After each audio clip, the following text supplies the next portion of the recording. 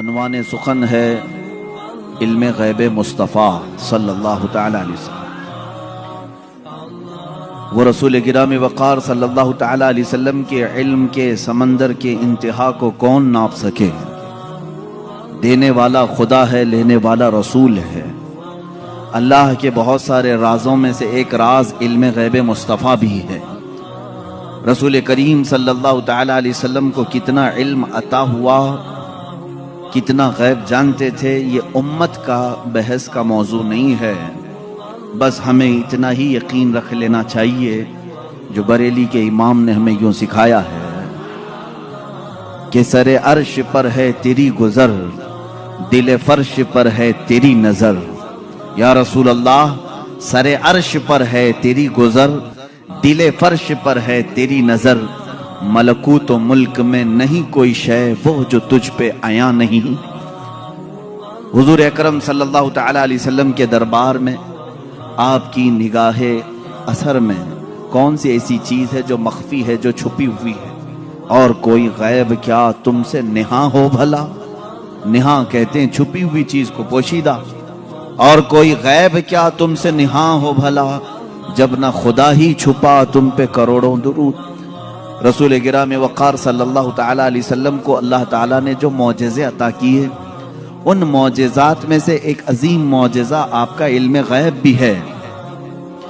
مجھے یہاں پر اس موضوع پر گفتگو اس لیے بھی کرنی ہے کہ زمانے کے گزرتے گزرتے کچھ اسلام میں ایسے خیالات بھی پنپنے لگے جنہوں نے حضور پاک صلی اللہ علیہ وسلم کے علم غیب کا سرے سے انکار کر دیا۔ اور بعض جماعتیں تو وہ ہیں جو غیب کو مانتی ہیں لیکن وہ ناپتی ہیں، اتنا تھا اور اتنا نہیں تھا۔ یہ سب بدعات ہیں، یہ سب نئی ایجاد کی ہوئی چیزیں ہیں۔ فرقے میں نئی تعلیمات آئی کہ رسول پاک صلی اللہ تعالی علیہ وسلم کو اتنا غیب تھا، اتنا غیب تھا۔ پہلی بات تو یہ ہے کہ ان کے علم کو جج کون کرے جو ان سے بڑا عالم ہو؟ کیا کوئی امتی اپنے رسول کے علم کو ناپ سکتا ہے؟ اب یہاں سے میں آپ کو قرآنی آیات اور احادیث کی روشنی میں اور اقوال سلف صالحین کی روشنی میں عرض کرنا چاہوں گا، امت کے سابقہ علماء سے لے کر صحابہ تک کا عقیدہ کیا رہا ہے حضور پاک صلی اللہ علیہ وسلم کے علم غیب کو لے کر۔ اور آج اگر یہ ہمارے زمانے میں فتنے کا باعث بن گیا، آپس میں جھگڑے اور نزاع اور جنگ و جدال کا باعث بن گیا، تو یہ سمجھنے کی ضرورت ہے کہ یہ مسئلہ نکلا کہاں سے ہے، جبکہ صحابہ میں اس بات پر کسی کا اختلاف نہیں تھا کہ حضور کو علم غیب تھا کہ نہیں تھا۔ اس پر کوئی ڈسکشن آپ حدیث کی کتابوں میں نہیں دکھا سکتے کہ صحابہ آپس میں جھگڑتے تھے کہ حضور کو اس بات کا غیب تھا کہ نہیں تھا، کبھی نہیں۔ بلکہ صحابہ تو صحابہ ہیں، اس زمانے کے جو مشرکین تھے، جو کافر تھے، ان کا بھی عقیدہ تھا کہ جو نبی ہوتا ہے وہ غیب کی خبریں دیتا ہے، ان کا بھی عقیدہ تھا۔ بات تو یہی ہے، کئی لوگ آ کر کے حضور پاک صلی اللہ تعالی علیہ وسلم سے غیب کی خبریں پوچھتے تھے۔ اگر آپ اللہ کے نبی ہیں تو فلاں چیز بتا دیجئے، اگر آپ اللہ کے نبی ہیں تو فلاں چیز بتا دیجئے۔ تو ان کا حضور کے پاس آ کر کے اس طرح سوال کرنا، یہ اس بات کی دلیل ہے کہ کافروں کا بھی عقیدہ تھا کہ نبی غیب کی خبریں جانتا ہے۔ صحابہ کی تو بات چھوڑیں، صحابہ میں تو کبھی یہ بات ڈسکشن میں آئی نہیں، لیکن 14 صدیوں کے بعد امت اس حال سے گزر رہی ہے کہ ان میں بھی کچھ بنام علماء ایسے لوگ آئے جنہوں نے باضابطہ فرقوں کی بنیاد رکھی اور کتابوں میں لکھ مارا رسول پاک صلی اللہ تعالی علیہ وسلم کو پیٹھ پیچھے کی خبر نہیں تھی، یا دیوار پیچھے کا علم نہیں تھا۔ یہ وہ باتیں ہیں جو 1400 سال کے بعد بعض مولوی کہلانے والے حضرات نے لکھ دیا یا گڑھ لیا اور امت کو اسی بات پر پریشان کر دیا، جماعتیں پیدا ہو گئی۔ لیکن میرے عزیزو، ہم جو آج تک عقیدے پر ہیں، الحمدللہ یہ وہی ہے جو 14 صدیاں پہلے صحابہ کا عقیدہ تھا۔ وہ اپنے نبی کونین صلی اللہ تعالی علیہ وسلم کے متعلق کیا عقیدہ رکھتے تھے؟ قرآنی آیات بھی اس بات کی شاہد ہیں۔ چند ان کے جو اعتراضات ہیں، میں آج پوری علمی گفتگو آپ سے کروں گا، تھوڑا ذہن کو تیار رکھیں۔ दलाइल को भी समझें, इसलिए कि सिर्फ सुनी सुनाई बात पर यकीन कर लेना ये सुन्नी की आदत नहीं होनी चाहिए। दलाइल की रोशनी में बात करें। कुरान पाक की जितनी आयात हैं मैं उनके ऊपर आता हूं, अभी आता हूं, लेकिन सहाबा का पहले अकीदा क्या है ये तो मैं बता दूं।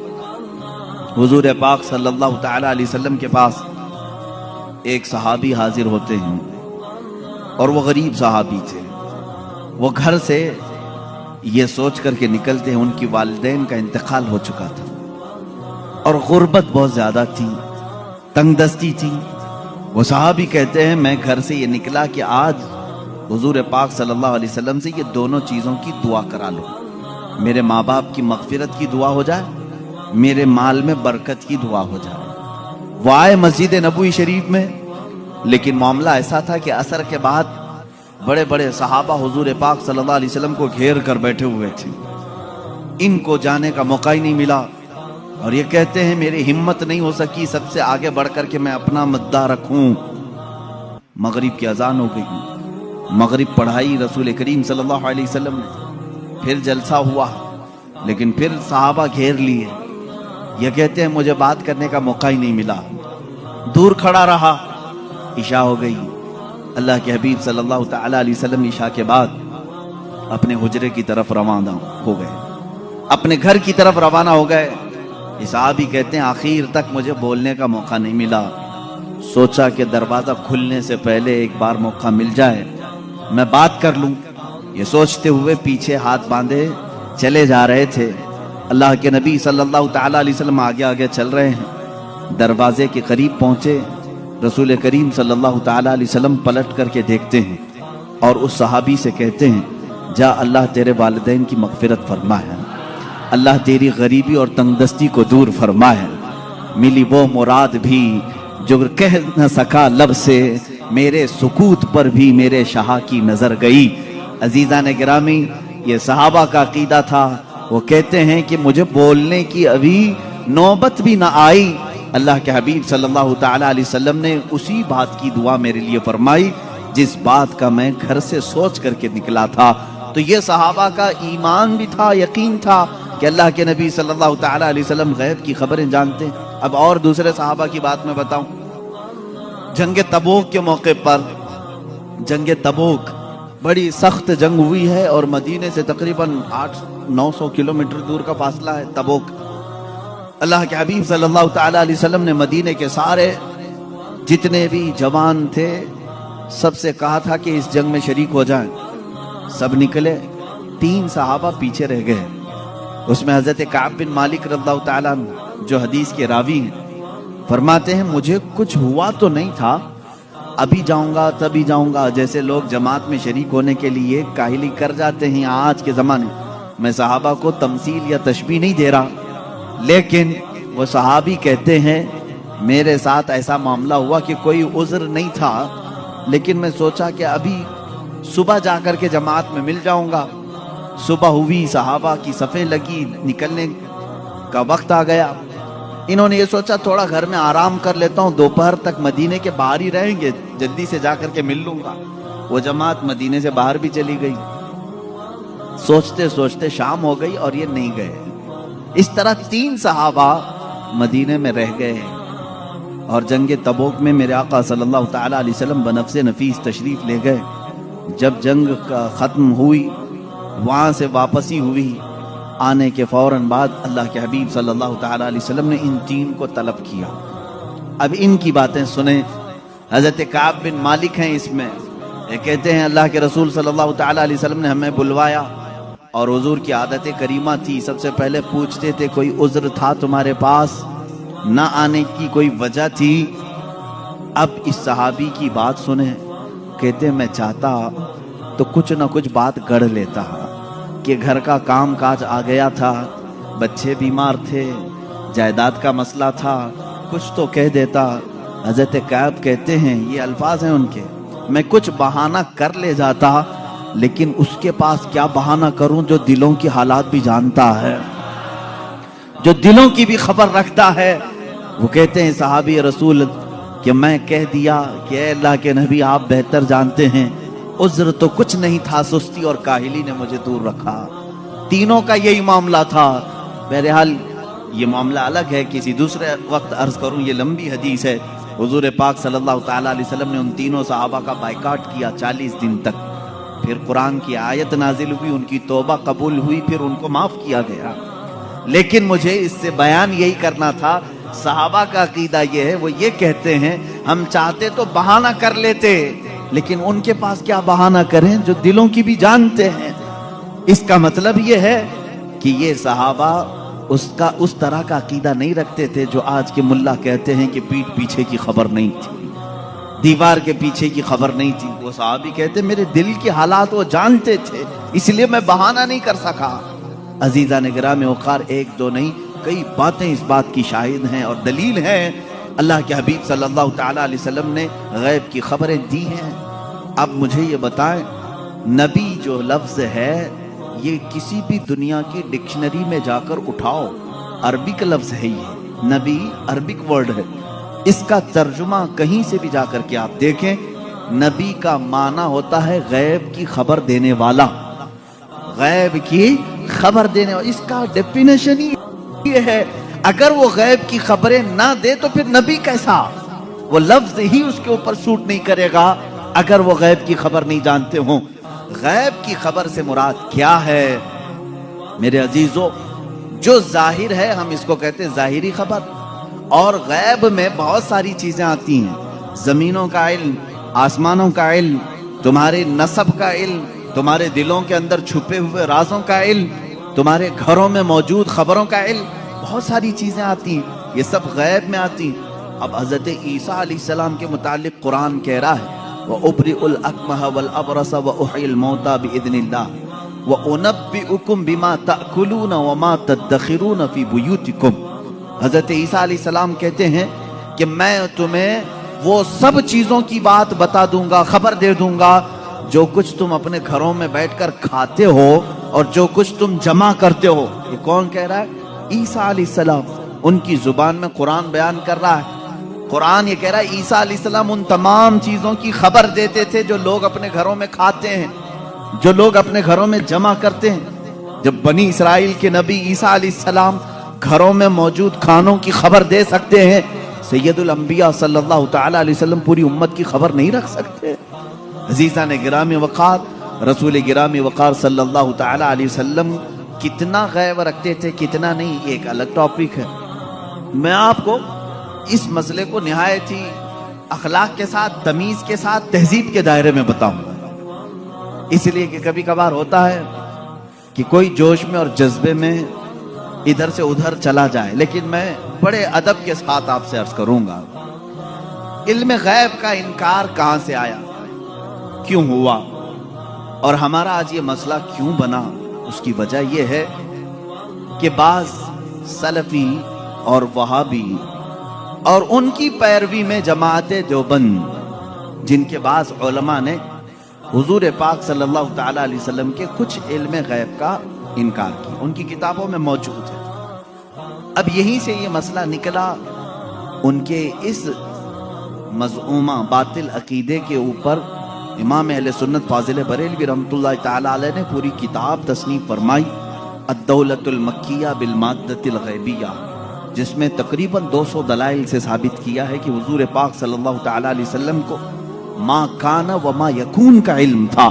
जो कुछ हो चुका और जो कुछ होने वाला है सबका इल्म था, सबका इल्म था। अब अगर हुजूर पाक सल्लल्लाहु तआला अलैहि वसल्लम के इल्म गैब के मुतालिक आप डिस्कशन में आ जाएं, तो अब मैं आपको बताता हूं, आपको किसने बताया कि इंसान अव्वल कौन था? दुनिया में सबसे पहले कौन आया? ये सबको मालूम है कि आदम अलैहिस्सलाम। वो सबसे पहले नबी थे, सबसे पहले रसूल थे। अब इससे पहले भी अगर जाएं, आदम अलैहिस्सलाम को पैदा कैसे किया गया? आदम अलैहिस्सलाम जन्नत में रहे, जन्नत से फिर दुनिया में भेजे गए, उनकी पैदाइश के मामलात, उनके दुनिया में आने के मामलात, फिर सैयदना नूह अलैहिस्सलाम ने तबलीग फरमाई 950 साल, उसके बाद और भी अंबिया इकराम अलैहिस्सलाम के वाक़यात। ये सब बातें आपको बताई किसने? किसने खबर की? कौन बताया आपको? سب کا نقطہ اتحاد تمہارے ہاں جمع ہوگا محمد الرسول اللہ صلی اللہ علیہ وسلم۔ اگر اللہ کے رسول صلی اللہ تعالی علیہ وسلم نہ بتاتے تو نہ تمہیں آدم علیہ السلام کی خبر تھی، نہ تمہیں نوح علیہ السلام کی خبر تھی، نہ تمہیں ابراہیم و اسماعیل علیہ السلام کی خبریں تھیں، نہ تمہیں حضرت یوسف علیہ السلام کے واقعات معلوم تھے۔ قرآن جو کچھ بھی بیان ہوا ہے وہ مصطفیٰ کی زبان سے تو بیان ہوا ہے، میرے آقا صلی اللہ تعالی علیہ وسلم کے زبان سے بیان ہوا ہے۔ تو میرے عزیزو، جو ہو چکا حضور اس کا بھی علم رکھتے ہیں، جو ہو چکا میرے آقا صلی اللہ تعالی علیہ وسلم اس کا بھی علم رکھتے ہیں، اس کی خبر رکھتے ہیں۔ اب بعد میں ہونے والا یہ بھی آپ کو معلوم ہے، ہر مسلمان کا عقیدہ ہے قیامت آنے والی ہے یا نہیں؟ اگر انکار کرو گے تو اسلام سے نکل جاؤ گے۔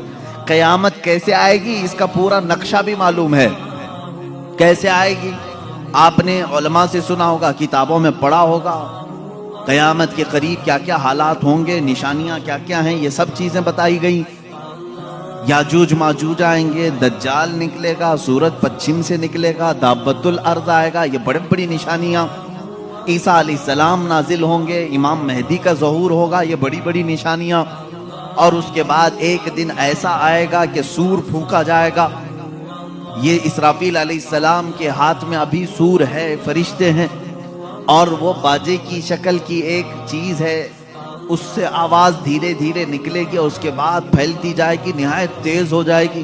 اسی آواز کے دھماکے سے پوری دنیا کا اختتام ہوگا۔ پھر سورج چاند ٹکرا دیے جائیں گے، تارے پھٹ جائیں گے، زمین اڑا دی جائے گی، پہاڑ روئی کے گالے کی طرح اڑ رہے ہوں گے، پھر میدان قیامت قائم کیا جائے گا۔ قیامت آئے گی، اتنا سارا ڈیٹیل یہ کس نے بتایا آپ کو؟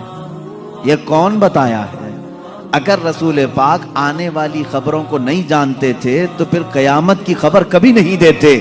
اس کا مطلب ہے اللہ کے نبی صلی اللہ تعالی علیہ وسلم آدم علیہ السلام کی پیدائش سے لے کر روز قیامت تک جو سور پھونکا جائے گا، کائنات کی ہر چیز سے واقف تھے، ہر چیز سے باخبر تھے۔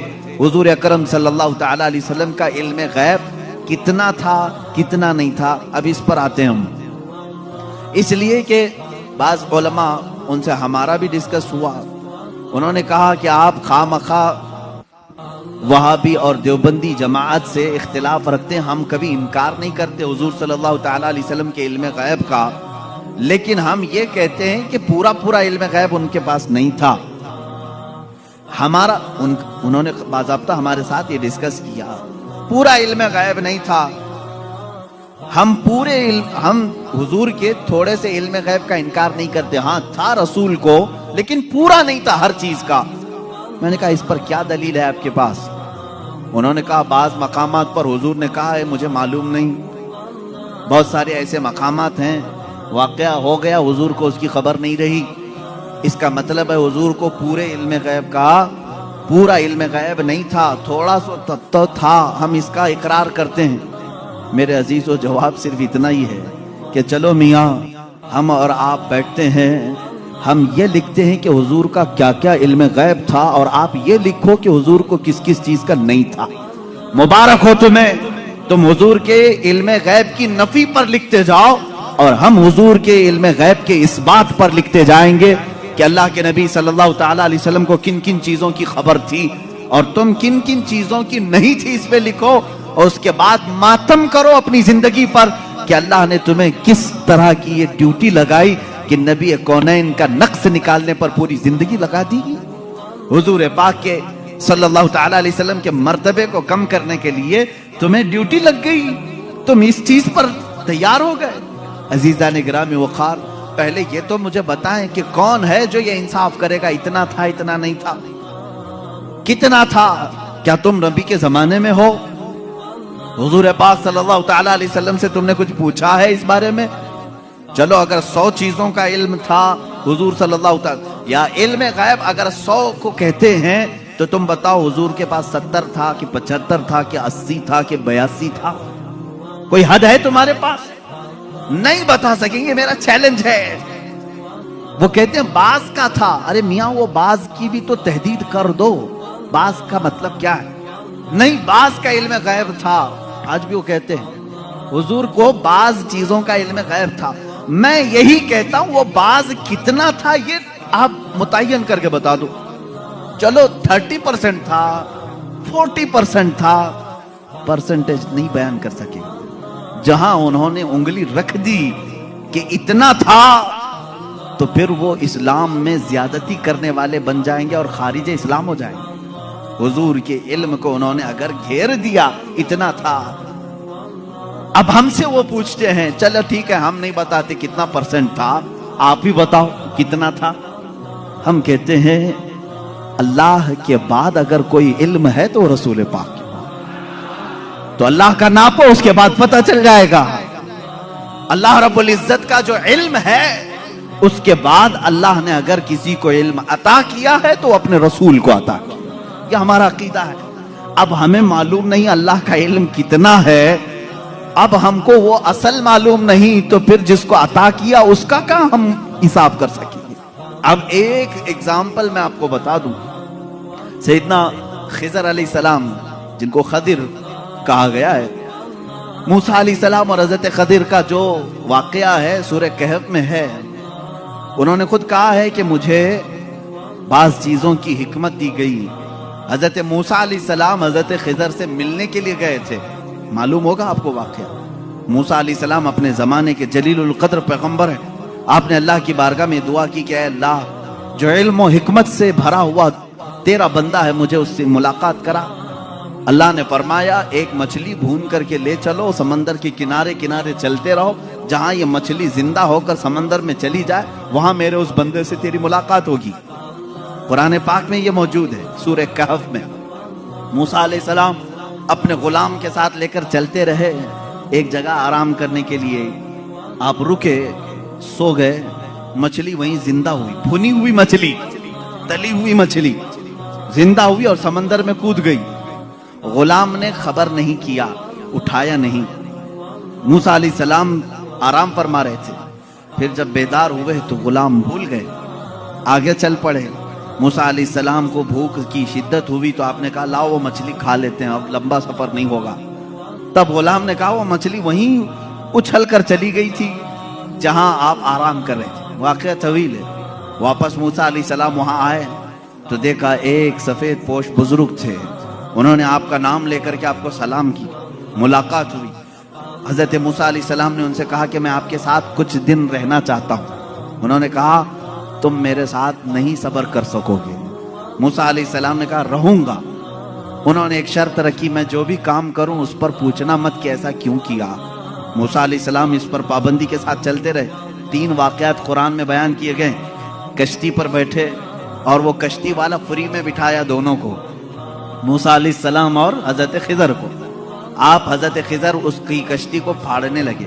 موسیٰ علیہ السلام نے کہا کہ یہ فری میں بٹھایا ہے, اس کی کشتی کو آپ پھاڑ رہے ہیں. انہوں نے جلال کا اظہار کیا, کہا میں نے کہا تھا آپ میرے کسی کام پر نہ سوال کریں. آپ نے کہا آئندہ نہیں کیا جائے گا. کشتی سے اترے, ایک مقام پر گئے, ایک گاؤں میں کچھ بچے کھیل رہے تھے, اس میں خوبصورت بچہ تھا, اس کو پکڑ کر کے انہوں نے مار دیا حضرت خضر نے. موسیٰ علیہ السلام نے پھر پوچھا کہ آپ کو یہی بچہ ملا تھا, اس کو آپ نے مار دیا. انہوں نے پھر کہا. آپ نے پھر پوچھا. انہوں نے کہا موسیٰ علیہ السلام نے آخری ایک موقع اور. ایک گاؤں پہنچے, گاؤں والوں سے کہا ہم کو مہمان بنا لو. گاؤں والوں نے انکار کر دیا, ہم دونوں کو مہمان نہیں رکھیں گے اور نہ کھانا کھلائیں گے. وہ وہاں سے نکلے. اس گاؤں کی ایک دیوار گر رہی تھی. موسیٰ علیہ السلام سے حضرت خضر نے کہا چلو دونوں مل کر کے دیوار کو سیدھی کرتے ہیں. موسیٰ علیہ السلام نے کہا ایک تو گاؤں والوں نے کھانا بھی نہیں کھلایا, مہمان بھی نہیں بنایا, ان کی دیوار کو ہم کیوں صحیح کریں, اور آپ نے ایسا کیوں کیا. حضرت خضر نے کہا اب یہاں سے تمہارا اور ہمارے جدائی کا راستہ. ھذا فراق بینی و بینک سأنبئک بتأویل ما لم تستطع علیہ صبرا. قرآن کہتا ہے اب خضر علیہ السلام نے کہا جس پر آپ کو صبر نہیں ہوا ان میں سے ہر ایک کی میں حکمت بتاتا ہوں. اس کے پیچھے چھپا ہوا غیب کا علم کیا تھا. یہ کون کہہ رہا ہے؟ سیدنا خضر علیہ السلام. اس کے پیچھے چھپے ہوئے راز کیا تھے؟ وہ کشتی جس میں ہم بیٹھے تھے میں نے اس لیے پھاڑا کہ کنارے ایک بادشاہ ظالم جو اچھی کشتیوں کو دیکھ کر کے غصب کر لیتا تھا, لوٹ لیتا تھا, میں نے اس پر احسان کر کے تھوڑا سا عیب لگا دیا تاکہ اس مزدور کی کشتی کو بادشاہ ہڑپ نہ لے، غصب نہ کر لے۔ یہ اس کے اندر چھپا ہوا غیب تھا، غیب کا علم تھا۔ موسیٰ علیہ السلام کو دوسرے واقعے کی خبر انہوں نے دی، وہ بچے کے متعلق مجھے اللہ کی طرف سے یہ علم تھا کہ وہ بڑا ہو کر کے اپنے ماں باپ کو بھی مارے گا اور قاتل بلکہ وہ کافر بنا ڈالے گا، اس لیے میں نے اس کو مار دیا تاکہ اس کے والدین محفوظ رہیں، ایمان کی حالت میں رہیں۔ تیسرے، اس دیوار کو ہم نے جو صحیح کیا وہ در حقیقت 2 یتیموں کی تھی، ان کے باپ نے اس دیوار کے پیچھے خزانہ دفن کیا ہے، اگر یہ گر جاتی تو گاؤں والے ہڑپ لے جاتے، میں نے ان یتیموں کی حفاظت کے لیے دیوار کو صحیح کیا۔ یہ 3 غیب کی خبریں بتاتے ہیں حضرت خضر۔ اس کے بعد جو بات ہے، خضر، سیدنا خضر، ان کے متعلق خود اختلاف ہے کہ یہ نبی تھے کہ ولی تھے، نبی تھے کہ ولی تھے۔ بعض علماء نے کہا بنی اسرائیل کے نبی تھے، بعض علماء نے کہا نہیں وہ اپنے وقت کے ولی تھے۔ بہرحال اللہ نے ان کو علم و حکمت عطا کیا تھا۔ اب آؤ میں آپ کو بتاتا ہوں کتنا دیا تھا۔ اب یہی بات چل رہی نا، کتنا دیا تھا، اتنا کی اتنا۔ حضرت موسیٰ علیہ السلام نے حضرت خضر سے پوچھا کہ آپ کو کتنا علم غیب ملا؟ وہ سمندر کے سفر پر تھے، سمندر کو تو جانتے ہیں آپ، اس کا کنارہ کون دیکھا ہے؟ ادھر شروع ہوا کہ ادھر ختم ہوا، معلوم ہی نہیں پڑتا۔ سمندر تو وہاں تک دکھتا ہے جہاں تک آسمان لگا ہوا دکھتا ہے۔ سمندروں کو آپ نے دیکھا ہوگا تو معلوم ہے، ہم نے سفر بھی کیا ہے، کوئی کنارہ سمندر کا دکھتا نہیں جلدی۔ حضرت خضر اس وقت کشتی میں بیٹھے ہوئے ہیں موسیٰ علیہ السلام کے ساتھ، ایک چڑیا اڑتی ہوئی آئی، بیٹھی، اس نے چونچ مارا اور سمندر سے قطرہ پانی پی اور اڑ کر چلی گئی۔ حضرت خضر کہتے ہیں علم الہی کی مثال سمندر کی طرح ہے، اور چڑیا نے جتنا قطرہ پانی اس میں سے پیا اتنا بھی مجھے نہیں ملا ہے۔ یہ کون کہہ رہا ہے؟ سیدنا خضر، بنی اسرائیل کے نبی، جن کے غیب کی خبریں موسیٰ علیہ السلام کو بتائی گئی، اتنا علم تھا ان کے پاس جو چڑیا سمندر کے قطرے میں، سمندر میں سے جتنا پی لے۔ میرے عزیزو، اب یہاں سے کتنا اور اتنا کا اندازہ وہی کر سکے گا جو علم الہی کو ناپا ہوگا۔ اللہ کا علم کتنا ہے۔ اب یہاں رسول کریم صلی اللہ تعالیٰ علیہ وسلم کے دربار میں آتے ہیں، اگر آپ سوال کرتے ہیں کتنا تھا کتنا نہیں تھا، تو یہ مسئلہ ہم ڈائریکٹ اللہ سے کیوں نہ پوچھ لیں؟ اے مولا، عطا کرنے والا تو ہے، لینے والا تیرا رسول ہے، تو ہی بتا دے کتنا علم تھا۔ قرآن کے پاک کی آیت آپ 4 پارے میں پڑھیں، 5ویں پارے میں پڑھیں، اللہ رب العزت فرماتا ہے وَعَلَّمَكَ مَا لَمْ تَكُنْ تَعْلَمْ وَكَانَ فَضْلُ اللَّهِ عَلَيْكَ عَظِيمًا۔ اے رسول، ہم نے آپ کو علم غیب کتنا دیا؟ کتنا دیا؟ فرماتا ہے میرا مولا، اے رسول، ہر اس چیز کا علم دیا جو آپ پہلے نہیں جانتے تھے۔ اب کیا کیا نہیں جانتے تھے تم طے کرو، پھر میں بتاتا ہوں۔ ہر اس چیز کا علم اللہ نے انہیں دیا ہے۔ تم اگر کہتے ہو رسول یہ نہیں جانتے تھے، تو مولا تو کہہ رہا ہے جو رسول نہیں جانتے تھے میں نے دے دیا ہے۔ تم اگر کہو کہ حضور بچپن کی خبریں نہیں جانتے تھے، میں کہوں گا اللہ وہ بھی دیا ہے۔ تم اگر کہتے ہو پہلے کی خبر نہیں جانتے تھے، میں کہوں گا اللہ کہہ رہا ہے وہ نہیں جانتے تھے، وہ بھی دیا ہے۔ تم کہتے ہو قیامت کے بارے میں رسول نہیں جانتے تھے، اچھا ہے تم جتنے نہیں جانتے تھے والے ورڈز لاؤ گے، قرآن کی آیت کے نیچے اللہ نے وہی فرمایا وَعَلَّمَكَ مَا لَمْ تَكُنْ تَعْلَمْ۔ اے رسول، جو جو نہیں جانتے تھے سب میں نے دے دیا ہے، جو جو نہیں جانتے تھے۔ تم جو بھی کہو کہ یہ نہیں جانتے تھے، صاف کہو ہاں ٹھیک ہے نہیں جانتے تھے، لیکن اللہ کہہ رہا ہے رسول جو نہیں جانتے تھے وہ دے دیا ہے۔ اب تیرا لفڑا کس بات پر ہے؟ تیرا جھگڑا کس بات پر ہے؟ اللہ خود کہہ رہا ہے جو نہیں جانتے تھے وہ میں نے دے دیا۔ اب اس آیت نے پورا فیصلہ کر دیا ہے۔ اب یہاں پر آئیں، ڈسکس ہوتا ہے تو بعض لوگ یہ کہتے ہیں قرآن کی آیت ہے، قرآن کہہ رہا ہے وَعِنْدَهُ مَفَاتِحُ الْغَيْبِ لَا يَعْلَمُهَا إِلَّا هُوَ۔ اللہ کے پاس غیب کے خزانوں کی چابیاں ہیں، کوئی دوسرا نہیں جانتا۔ ایک آیت ہے۔ دوسری آیت جو یہ پڑھ کر کے ہمیں سناتے بھی ہیں اور سلفی، اور کہتے ہیں تم رسول کو علم غیب کہتے ہو، قرآن کہہ رہا ہے قُلْ لَا أَقُولُ لَكُمْ عِنْدِي خَزَائِنُ اللَّهِ وَلَا أَعْلَمُ الْغَيْبِ۔ اے رسول آپ فرما دیں میرے پاس اللہ کے خزانے نہیں اور میں غیب نہیں جانتا۔ یہ آیت میں صاف ہے، اور میں چرا کر کے نہیں جاؤں گا، صاف پڑھ کر کے جاتا ہوں۔ جو ان کے اعتراضات ہیں، کہتے ہیں کہ رسول کو اللہ نے خود کہہ دیا اے رسول آپ کہہ دیں میں غیب نہیں جانتا۔ رسول نے کہا امت سے 2 چیزیں یہ بتاتے ہیں، عندہ مفاتح الغیب لا يعلمها الا هو۔ اللہ کے پاس ہے غیب کے خزانے کی کنجیاں چابیاں، کوئی دوسرا نہیں جانتا. 2 آیتیں. ایک تیسری آیت اور بھی پڑھتے ہیں اور یہ کہتے ہیں ان اللہ عنده علم الساعة وينزل الغيث ويعلم ما في الارحام وما تدري نفس ماذا تكسب غدا وما تدري نفس بأي ارض تموت. بے شک اللہ کے پاس 5 چیزوں کا علم ہے، اس کو کوئی دوسرا نہیں جانتا. قیامت کب آئے گی، بارش کب آئے گی، ماں کے پیٹ میں کیا ہے، یعلم ما فی الارحام وما تدری، اور کوئی آدمی یہ نہیں جانتا کہ کل کیا ہوگا. 5ویں چیز ہے کوئی یہ نہیں جانتا کہ کس زمین میں مرے گا. 21ویں پارے کی آیت ہے، اللہ فرما رہے 5 چیزوں کا علم اللہ ہی کے پاس ہے.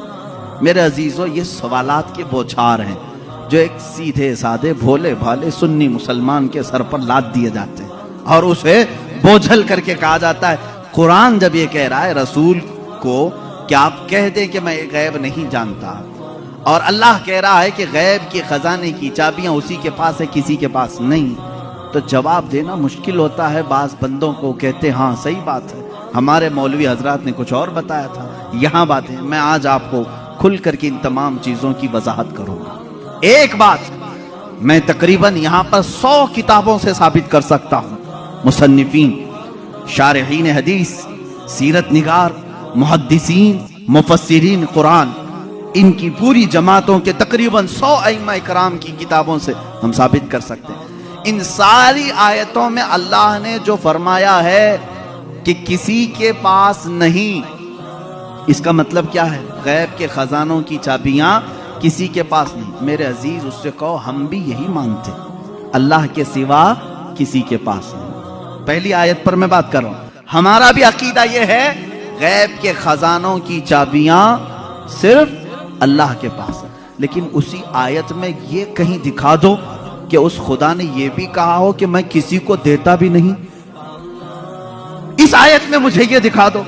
یہ تو میں بھی مانتا ہوں کہ اللہ نے فرمایا غیب کے خزانوں کی چابیاں صرف اسی کے پاس ہیں، مالک وہی ہے، لیکن کیا اس نے اس آیت میں یہ بھی کہا کہ میں یہ کسی کو دیتا ہی نہیں؟ یہ مجھے بتا دو. کہیں کہا اللہ نے میں کسی کو دیتا ہی نہیں؟ لیکن میں تمہیں بتاتا ہوں اللہ دوسری جگہ فرما رہا ہے وَمَا كَانَ اللَّهُ لِيُطْلِعَكُمْ عَلَى الْغَيْبِ وَلَكِنَّ اللَّهَ يَجْتَبِي مِن رُّسُلِهِ مَن يَشَاءُ. اللہ رب العزت کے پاس علم غیب کے خزانے ہیں، کوئی دوسرا اس کا مالک نہیں. ہاں اللہ فرماتا ہے وَلَكِنَّ اللَّهَ، لیکن اللہ اپنے بندوں میں سے جسے چاہتا ہے غیب کے خزانے دیتا ہے. ایک طرف تو رب تعالیٰ فرما رہے ہیں. اب سمجھ میں آئی بات؟ دوسری آیت یہ نہیں پڑھتے، یہ چرا کے جاتے ہیں. میں نے یہ جو اعتراض کرتے ہیں وہ بھی آیت پڑھی، اور جواب میں جو آیت پڑھنی چاہیے تھی وہ بھی میں نے پڑھی.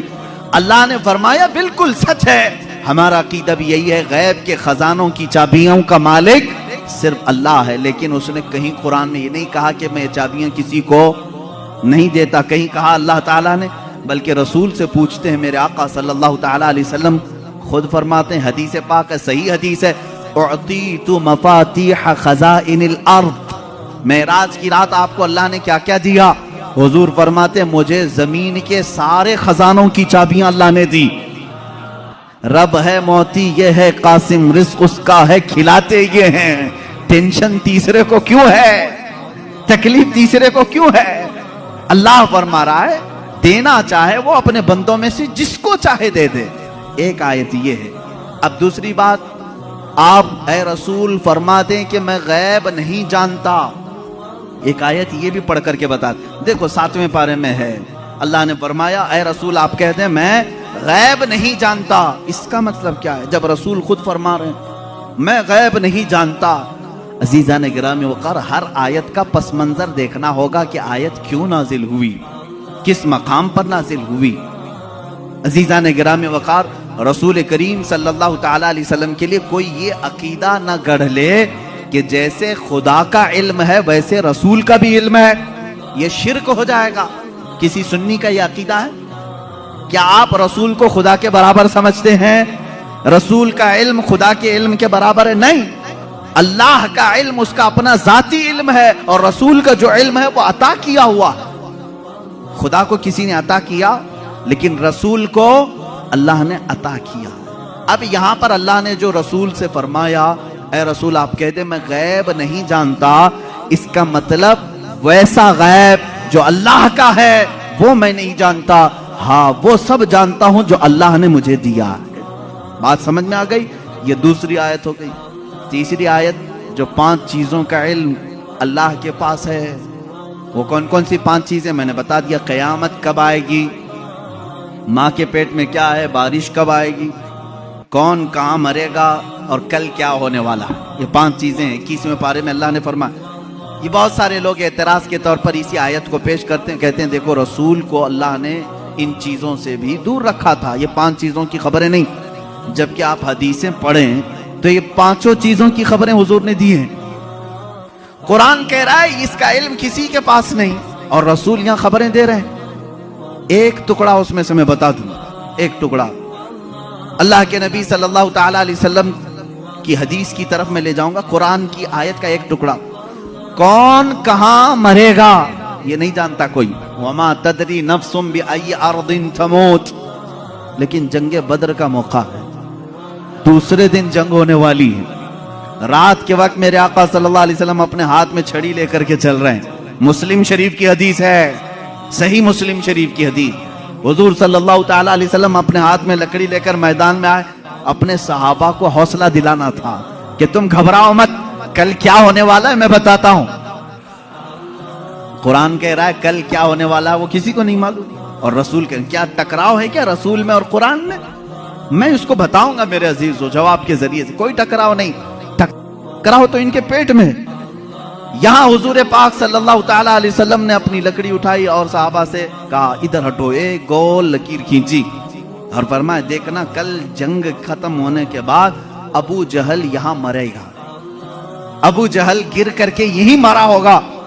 دوسرا دائرہ کھینچا اور ایک کافر کا نام لیا، کہا یہاں عتبہ مرے گا، یہاں شیبہ مرے گا۔ قرآن کہہ رہا ہے کون کہاں مرے گا یہ کسی کو نہیں معلوم، اور رسول لکیر کھینچ کر کے بتا رہے ہیں ابو جہل یہاں مرے گا۔ اب جس صحابی نے یہ حدیث روایت کی ہے، آپ حدیث کے آگے کے الفاظ پڑھیں، انکار کی گنجائش ان کے پاس بھی نہیں، اس لیے کہ مسلم شریف کی حدیث ہے، مسلم شریف کی حدیث ہے جو بخاری کا درجہ بھی رکھتی ہے بعض مقامات پر۔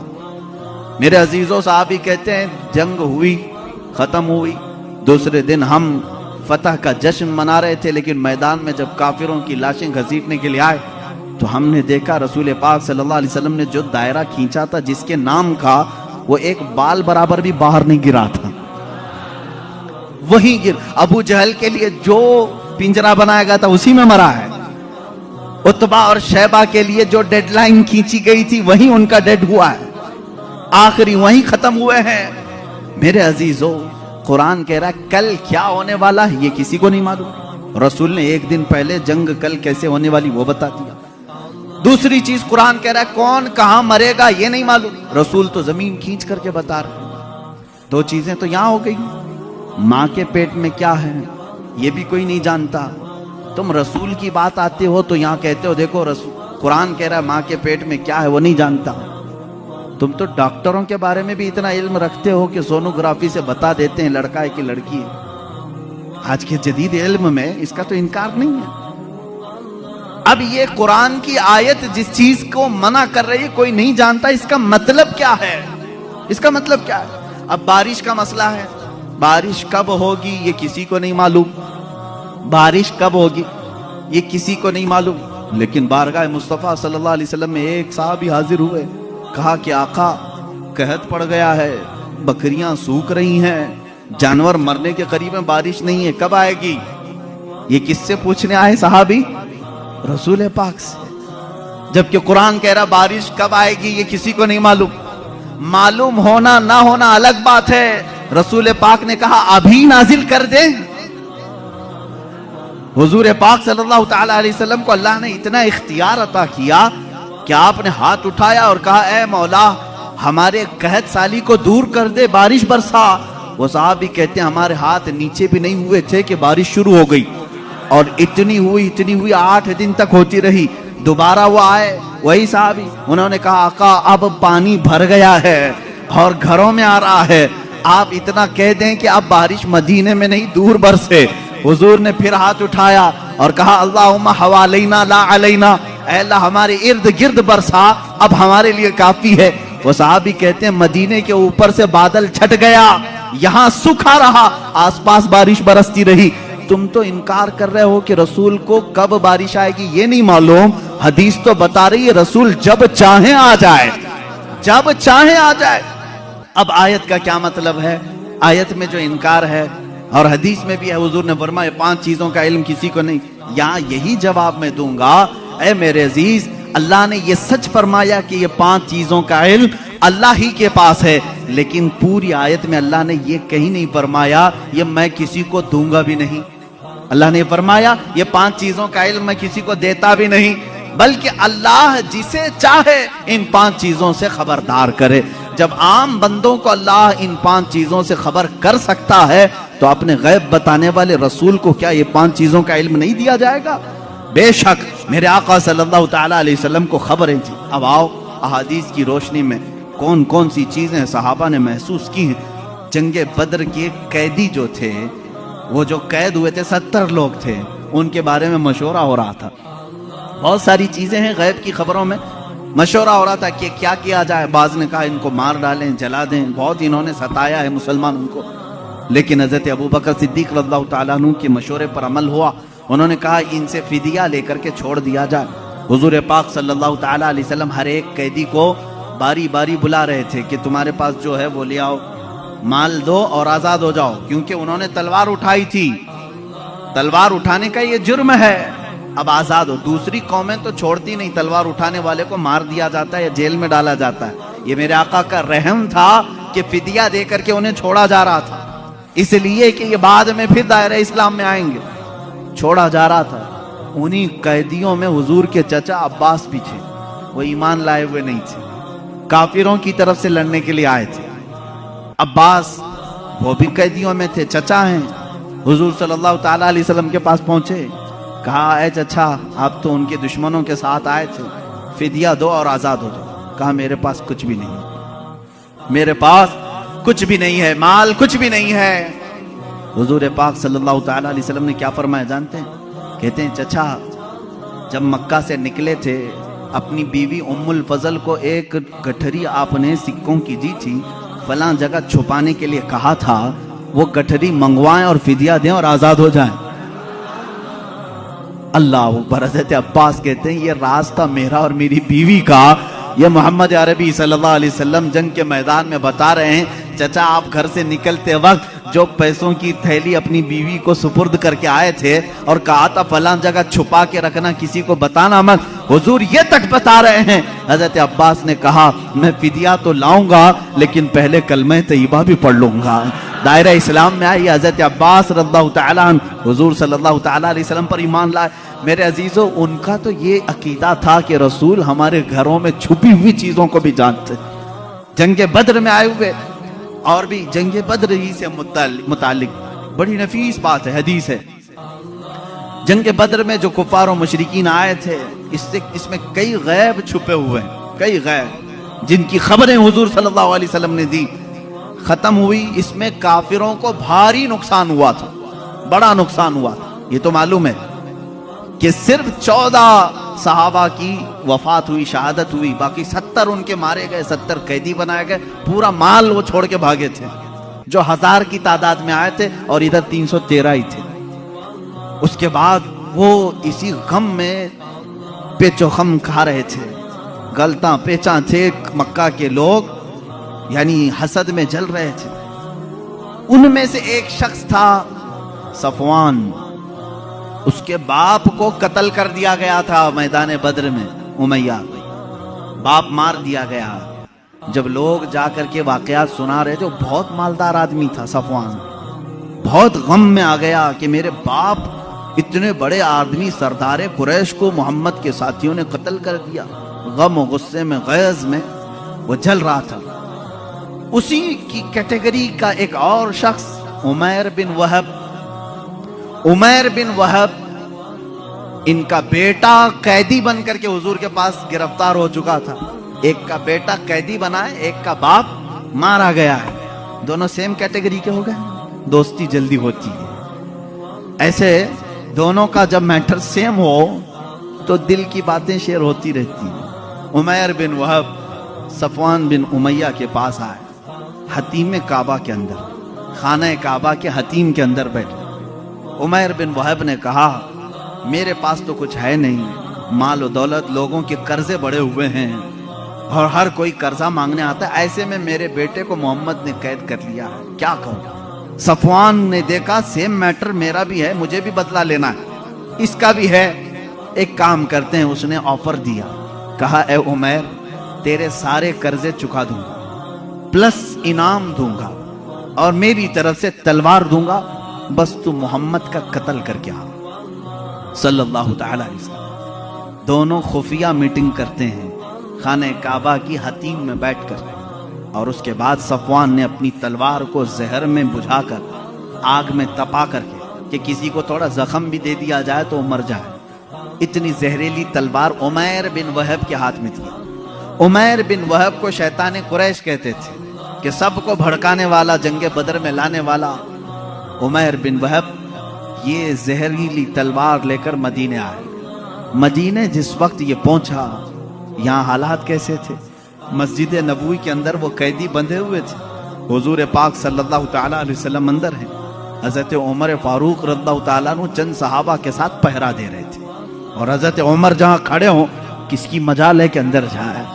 جب وہ قریب آیا، ابھی قریب آ رہا تھا عمیر بن وہب، حضرت عمر بالکل چونک گئے، اور اس کے بعد اپنے ساتھیوں سے کہا خذوا ھذا الکلب، پکڑو اس کتے کو، یہ آیا کیوں ہے مدینہ؟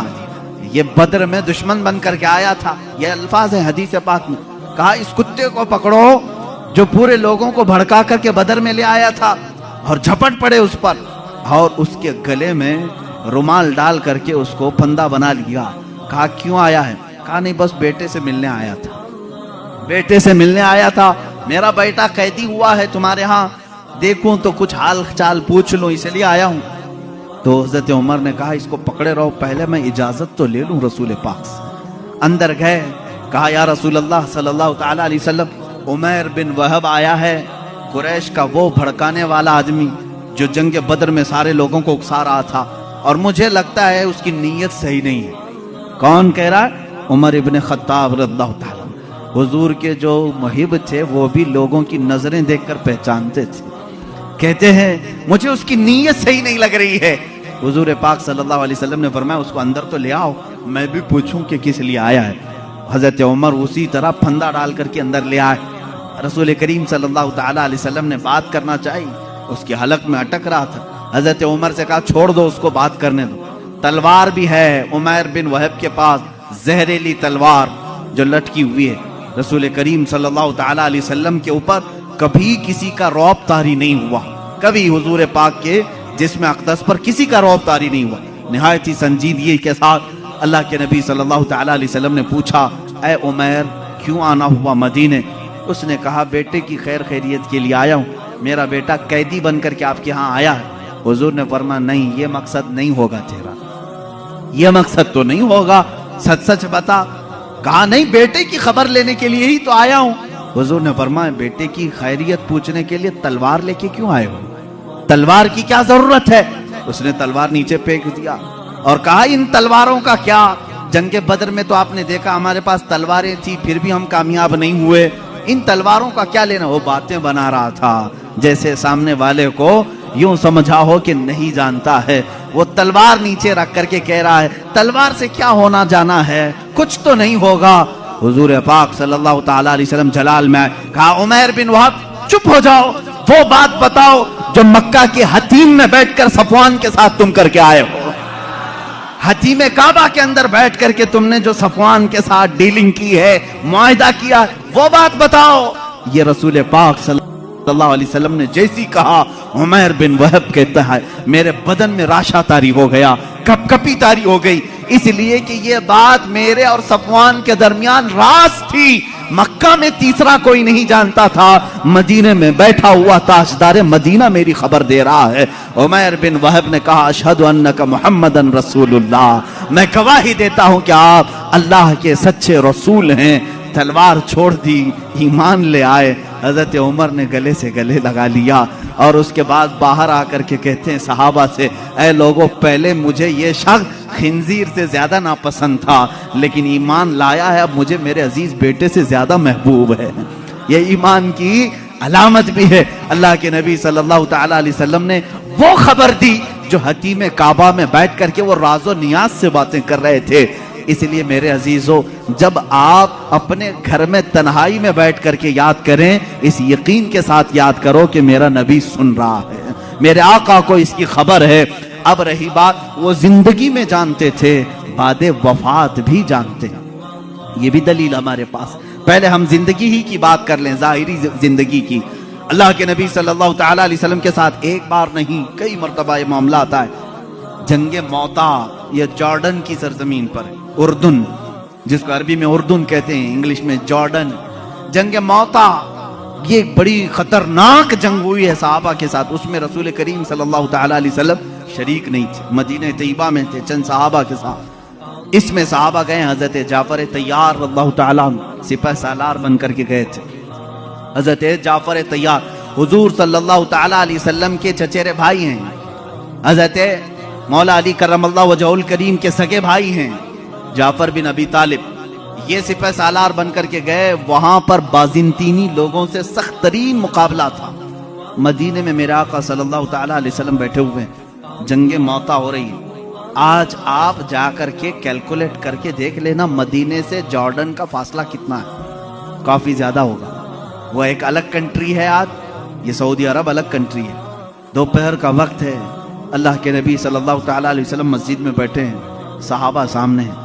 حضور اکرم صلی اللہ تعالی علیہ وسلم اچانک آپ کی آنکھوں میں آنسو کا قطرہ ہے۔ آپ نے فرمایا، جنگ موتا میں جعفر طیار کے ہاتھ میں علم تھا، لیکن وہ شہید کر دیے گئے، شہید کر دیے گئے۔ پھر فرمایا، اب علم عبداللہ بن رواحہ کے ہاتھ میں ہے۔ حضور صلی اللہ تعالی علیہ وسلم یہاں صحابہ کو بتا رہے ہیں۔ تھوڑی دیر کے بعد حضور نے فرمایا، عبداللہ بھی شہید کر دیے گئے۔ ایک اور صحابی کا نام لیا۔ پھر اس کے بعد حضور صلی اللہ تعالی علیہ وسلم نے فرمایا، اے میرے صحابہ، اب علم اس کے ہاتھ میں ہے جس کو سیف اللہ کہا جاتا ہے، یعنی اللہ کی تلوار کے ہاتھ میں اب جھنڈا آیا ہے۔ کون ہے؟ خالد بن ولید کے ہاتھ میں ہے۔ اللہ رب العزت خالد بن ولید کے ہاتھ میں فتح رکھا ہے۔ اس کے بعد شام ہوئی، صحابہ اکرام کو حضور نے بشارت دے دی، خوشی مناؤ کہ جنگ موتا میں اسلام کو فتح نصیب ہوئی، مسلمان غالب آئے۔ یہ جنگ ختم ہونے کے تقریباً 1 مہینے کے بعد صحابہ واپس آئے، اور جب جنگ کی فتح کی خبر مدینے میں پھیلتی تھی تو لوگ خوشیوں سے استقبال کے لیے باہر جاتے تھے، لیکن یہاں مدینے میں پہلے سے خوشیاں ہو چکی تھی۔ 1 مہینے کے بعد وہ صحابہ آئے اور وہ آ کر کے حالات بیان کرنا چاہ رہے تھے۔ صحابہ نے کہا، رکو رکو، ہم خود بتاتے ہیں جنگ موتا میں کیا کیا ہو رہا تھا۔ وہ کہتے ہیں، کیا پہلے جھنڈا جعفر ابی طالب کے پاس نہیں تھا؟ کہا ہاں تھا۔ وہ شہید ہو گئے، ان کے بعد عبداللہ کے پاس تھا؟ کہا ہاں تھا۔ کہا ان کے بعد زید بن حارثہ کے پاس تھا؟ کہا ہاں ان کے پاس تھا۔ پھر جھنڈا خالد بن ولید کے ہاتھ میں آیا اور فتح ہو گئی۔ وہ صحابہ کہتے ہیں، ہم لڑنے کے لیے گئے تھے، تم مدینے میں بیٹھے تھے، خبریں تم دے رہے ہو۔ ان صحابہ نے کہا، ہاں بات ہمارے علم غیب کی نہیں، رسول اللہ کے علم غیب کی ہے۔ جس وقت تم جنگ کے میدان میں تھے، اللہ کے نبی پورے موتا جنگ کا نقشہ ہمیں مدینے میں بتا رہے تھے۔ عزیزان گرامی وقار، اسی کو امام اہل سنت فاضل بریلوی نے فرمایا ہے، سر عرش پر ہے تیری گزر، دل فرش پر ہے تیری نظر، ملکوت و ملک میں نہیں کوئی شے، وہ جو تجھ پہ عیاں نہیں۔ یا رسول اللہ، اور کوئی غیب کیا تم سے نہا ہو بھلا، جب نہ خدا ہی چھپا تم پہ کروڑوں درود۔ عزیزان گرامی وقار، بے شمار واقعات میں صحابہ کہتے ہیں، ہمیں معلوم تھا اللہ کے نبی صلی اللہ تعالی علیہ وسلم کو اس کی خبر تھی۔ اب اپنے بعد ہونے والے حالات کو جو حضور نے بیان کیے، وہ خود ایک الگ ٹاپک ہے، قیامت کی نشانیاں۔ رسول کریم صلی اللہ تعالی علیہ وسلم نے کیا کیا نہیں بیان کیا۔ ایک صحابی حضرت حذیفہ بن یمان رضی اللہ تعالیٰ عنہ، یہ ایک ایسے صحابی ہیں، یہ ان کی خصوصیت یہ تھی، حضرت عمر فاروق ان کو دیکھتے رہتے تھے۔ کیوں جانتے ہیں؟ یہ راز حضور صلی اللہ تعالی علیہ وسلم کی کچھ رازوں سے یہ واقف تھے۔ حضرت حذیفہ، حضرت عمر جو ہے، جب بھی کسی کا جنازہ ہوتا تو سب سے پہلے صفوں میں حضرت حذیفہ کو دیکھتے تھے۔ اگر حضرت حذیفہ نماز میں ہیں تو حضرت عمر نماز پڑھتے تھے، اگر حضرت حذیفہ نہیں ہوتے تو حضرت عمر بھی نماز نہیں پڑھتے۔ کیوں؟ کیا بات ہے؟ کیا چیز ایسی تھی؟ آپ سے پوچھا گیا امیر المومنین کیا بات ہے؟ کیوں آپ حذیفہ کو تلاش کرتے ہیں اور جب حذیفہ جماعت میں ہو تو آپ نماز پڑھتے ہیں جنازے کی، وہ نہ ہو تو نماز جنازہ نہیں پڑھتے؟ بات یہ ہے میرے عزیزو، حضرت حذیفہ کہتے ہیں رسول کریم صلی اللہ تعالی علیہ وسلم نے ان کو قیامت تک آنے والے منافقین کا نام کے ساتھ بتایا تھا۔ فلاں بن فلاں منافق ہے، فلاں بن فلاں منافق ہے، فلاں بن فلاں منافق ہے۔ حضرت حذیفہ کہتے ہیں میں نے سب نام یاد رکھے۔ حضرت عمر کہتے ہیں یہ راز رسول کے جانکار تھے اور یہ جانتے تھے کہ کون مرا ہے، مومن مرا ہے کہ منافق مرا ہے۔ حضرت حذیفہ جس جنازے میں شریک ہوتے حضرت عمر کہتے مومن کا جنازہ گیا، جہاں نہیں ہوتے وہ خود ہی دور ہٹ جاتے۔ حضرت حذیفہ نہیں ہے اس کا مطلب ہے دال میں کچھ کالا ضرور ہے۔ میرے عزیزو، حضور اکرم صلی اللہ تعالی علیہ وسلم نے انہیں نام کے ساتھ بتایا تھا۔ کیا یہ غیب کی خبر نہیں ہے؟ یہ غیب کی خبر نہیں ہے کس کے دل میں کیا چھپا ہے؟ ایمان اور نفاق تو یہ دل کی کیفیت کا نام ہے۔ حضور اکرم صلی اللہ تعالی علیہ وسلم نماز کی حالت میں ہوں اور صحابہ اکرام پیچھے نماز پڑھ رہے ہوں، تب بھی حضور فرماتے ہیں تمہارے رکوع اور سجدے بھی مجھ سے چھپے ہوئے نہیں، تم اپنے دلوں میں جو سوچتے ہو وہ بھی خبریں اللہ تعالیٰ مجھ پر منکشف فرماتا ہے۔ اب حضرت حذیفہ رضی اللہ تعالیٰ عنہ فرماتے ہیں، وہی حدیث سن لیں، حضور اکرم صلی اللہ تعالیٰ علیہ وسلم ایک دن اپنے حجرے سے باہر آئے، ممبر پر کھڑے ہو گئے، فجر کی نماز پڑھا کر ممبر پر کھڑے ہو گئے، خطبہ دیتے رہے۔ حضرت حذیفہ کہتے ہیں ظہر کی اذان ہو گئی، ظہر تک ظہر کی نماز پڑھائی، حضور پاک صلی اللہ علیہ وسلم پھر ممبر پر چڑھے، خطبہ دیتے رہے، عصر ہو گئی، عصر کے بعد پھر خطبہ دیا، مغرب ہو گئی، مغرب کے بعد پھر خطبہ دیا، عشاء ہو گئی۔ اتنا لمبا خطبہ پوری زندگی پاک میں کبھی نہیں تھا۔ حضرت حذیفہ رضی اللہ تعالیٰ عنہ اس حدیث کے راوی میں فرماتے ہیں یہ وہ دن تھا جب میں تنہا نہیں اور بھی صحابہ تھے، اللہ کے نبی صلی اللہ تعالیٰ علیہ وسلم نے اپنی وفات کے بعد سے لے کر قیامت تک آنے والے ہر فتنے کو حضور نے خطبے میں بیان کیا، اور حضور حضرت حذیفہ فرماتے ہیں اتنے فتنے، کون کس فتنے کا بانی ہوگا، کون فاؤنڈر ہوگا، کون کون سی جماعتیں تشکیل پائیں گی، کتنے فرقے بنیں گے اور فرقے کا فاؤنڈر کون ہوگا اس کے نام کے ساتھ حضرت حذیفہ کہتے ہیں 300 فتنوں کے بانیوں کے نام تو مجھے یاد ہیں، حضور صلی اللہ تعالیٰ علیہ وسلم ممبر پر بیان کر رہے ہیں۔ اور ایک حدیث حضرت ابو ہریرہ سے، حضور صلی اللہ تعالیٰ علیہ وسلم اپنے ہاتھ میں 2 کتابیں لیے ہوئے تھے، پوچھا حضرت ابو ہریرہ نے کیا ہیں؟ حضور نے فرمایا یہ ایک ہے، یہ ایک ہے، اس میں سارے جنتیوں کے نام ہیں، اس میں سارے جہنمیوں کے نام ہیں۔ اس کی بھی خبر اللہ نے رسول پاک کو عطا کی تھی۔ اب کون کون سی چیزوں کو تم نکالو کہ یہ نہیں جانتے تھے، وہ نہیں جانتے تھے، کون جنتی ہے اور کون دوزخی ہے، اس کی خبر بھی میرے آقا صلی اللہ تعالیٰ علیہ وسلم عطا فرما رہے ہیں، بلکہ جنت کے اندر پہنچنے والوں کی خبریں، دوزخ میں کون کون جائے گا ان کی خبریں، قبروں کے متعلق، یہاں تک کہ ایک حدیث پاک ہے حضور صلی اللہ تعالیٰ علیہ وسلم گزر رہے تھے، ایک جگہ قبرستان کے کھڑے ہو گئے اور آپ نے ایک بیری کے درخت کی ٹہنی شاخ کو توڑ کر ان قبروں پر لگایا، ہرے ہرے پتے تھے۔ صحابہ نے پوچھا یا رسول اللہ صلی اللہ تعالیٰ علیہ وسلم کیا بات ہے؟ آپ نے یہ پتوں کو ان کی قبروں پر رکھا، یہیں سے پھول چڑھانے کا ثبوت بھی ہمیں ملتا ہے۔ حضور پاک صلی اللہ تعالیٰ علیہ وسلم نے ہری بھری ٹہنیاں لگائی۔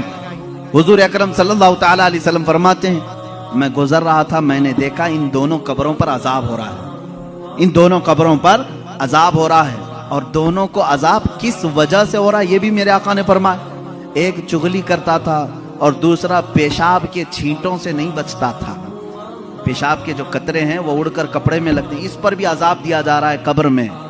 حضور اکرم صلی اللہ تعالی، اسی لیے کسی بھی مومن کو یہ زیب نہیں دیتا کہ وہ کھڑے ہو کر کے پیشاب کرے اور چھینٹے اپنے بدن پر اچھالے، یہ مسلمان کو زیب نہیں دیتا، ورنہ وہ قبر میں عذاب میں گرفتار ہوگا۔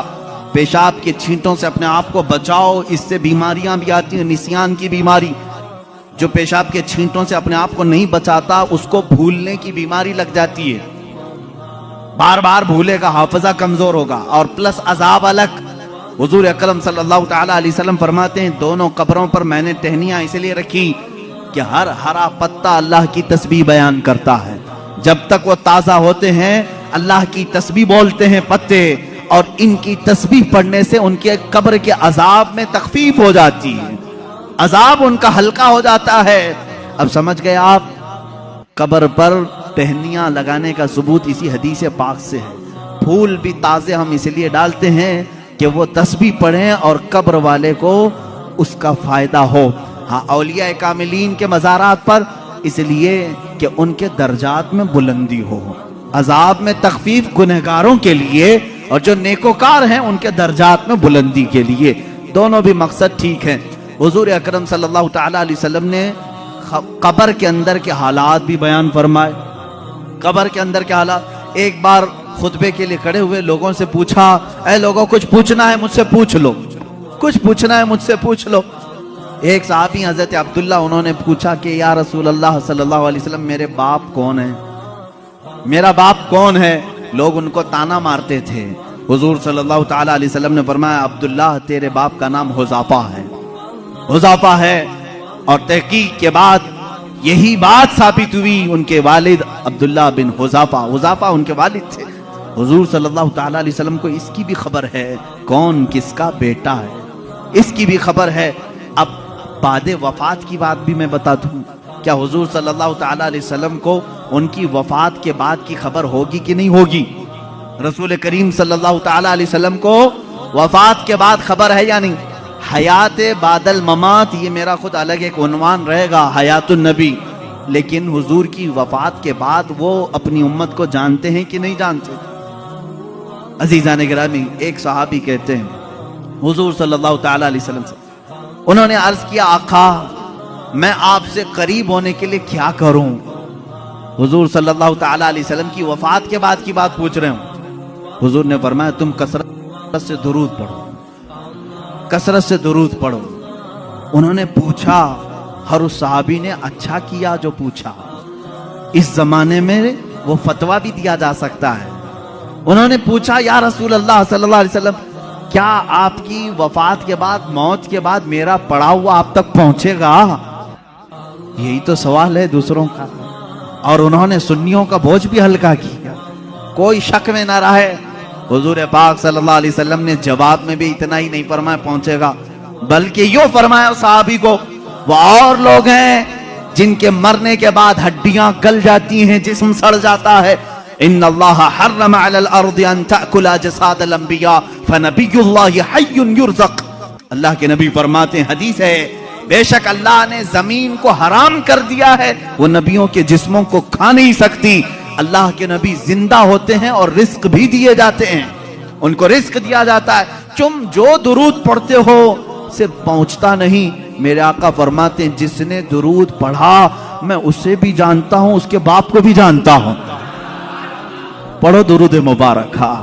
اللہم صلی علی سیدنا محمد وعلی آلہ واصحابہ وبارک وسلم ابدا۔ رسول کریم صلی اللہ تعالی علیہ وسلم فرماتے ہیں میں اس کو بھی جانتا ہوں، اس کے باپ کو بھی جانتا ہوں۔ غیب کی خبریں رکھنے والا وہ رسول کبھی یہ نہیں فرمایا کہ مدینے سے بھیجے گا تو جانتا ہوں، مکے سے بھیجے گا تو جانتا ہوں۔ مطلق فرمایا افریقہ سے بھیجے، ہندوستان سے بھیجے، پاکستان سے بھیجے، جہاں سے بھی بھیجے، چاہے اس کے باپ کا نام جیسا بھی ہو، لیکن میرے آقا نے فرمایا میں اس کو بھی جانتا ہوں، اس کے باپ کو بھی جانتا ہوں۔ اے مسلمانوں فخر کرو اس بات پر، قربان جاؤ اس بات پر۔ ایک درود ایسا ہے، ایک عبادت ایسی ہے جب ہم یہاں پڑھتے ہیں ہمارے باپ کا تذکرہ مدینے میں ہو رہا ہوتا ہے، میرے آقا کی جالیوں کے سامنے ہمارے باپ کا نام تک پہنچ جاتا ہے۔ اس سے بڑی خوش قسمتی تمہاری اور کیا ہو سکتی ہے جب نبی کو فرشتہ جا کر یہ بتا رہا ہو یا رسول اللہ فلاں کا بیٹا فلاں ابھی درود پڑھا ہے اور آپ کی بارگاہ میں پہنچایا جا رہا ہے۔ فرشتے پہنچاتے ہیں۔ بعض وہ ہیں حضور فرماتے ہیں جن کے درود کو میں خود سنتا ہوں، بعض وہ ہیں جن کے درود کو میں خود سنتا ہوں، اور بعض وہ ہیں جن کے درود کو اللہ کے ملائکہ فرشتے مجھ تک پہنچایا کرتے ہیں، یہ کب تک پہنچاتے ہیں اس کی بھی کوئی لمٹ نہیں، جب تک قیامت نہ آ جائے رسول پاک ہر امتی کی خبر رکھتے ہیں۔ میرے عزیزو، یہ عقیدہ کیوں ضروری ہے میں آپ کو بتاتا ہوں۔ ظالموں نے، انگریزوں نے، یہودیوں نے، ان کے اندر ایک جماعت ہے مستشرق، جس کو اورینٹلائزم کہا جاتا ہے۔ یہ مستشرق ہیں، یہ اسلام کو پڑھتے ہیں، ہوتے یہودی ہیں، عیسائی ہیں، مشنری کے لوگ اسلام کو پڑھتے ہیں، قرآن پڑھتے ہیں، حدیث پڑھتے ہیں، عالم بھی بن جاتے ہیں، اور پھر ہماری یونیورسٹیز میں پڑھاتے بھی ہیں اور لوگوں کے درمیان اسلام کی باتیں کرتے ہیں، لیکن کچھ نہ کچھ اس میں سے اعتراض نکال کر کے مسلمانوں کے عقیدے میں کشمکش لانا چاہتے ہیں، وسوسے ڈالنا چاہتے ہیں۔ ایسے ہر زمانے میں رہے، آج بھی۔ خود مصر میں جامعہ قاہرہ یونیورسٹی کا نام ہے، قاہرہ یونیورسٹی، وہاں پر آج بھی وہ یہودی اسلامی تعلیمات پڑھا رہے ہیں، فقہ اسلامی پڑھاتے ہیں، وہ ہے نہیں مسلمان لیکن اسلامی تعلیمات سے خوب واقف ہیں۔ اور انہوں نے ایک گولڈ زہر نام کا شخص تھا جو مستشرق ہے، اس نے کتابیں لکھی، وہ حدیث بھی اور قرآن کی تفسیر بھی جانتا تھا۔ حیرت ہوگی آپ کو، دنیا کی سب سے بڑی ڈکشنری حدیثوں کو تلاشنے کے لیے بڑا مسئلہ تھا کہ کون سی حدیث کہاں ہے، بخاری میں ہے کہ مسلم میں ہے، مشکات میں ہے، ترمذی میں، ابو داؤد میں، نسائی میں، ابن ماجہ میں، حدیث کی ہزاروں کتابیں، کہاں کون سی حدیث ملے گی؟ اس کی پہلی ڈکشنری جنہوں نے بنایا المعجم المفہرس لالفاظ الحدیث، یہ تقریباً 6 یا 7 جلدوں میں کتاب ہے، ڈکشنری ہے، الف سے اگر حدیث شروع ہوتی ہے تو یہ کہاں کہاں ملے گی اس کے ساتھ لکھا ہوا ہے۔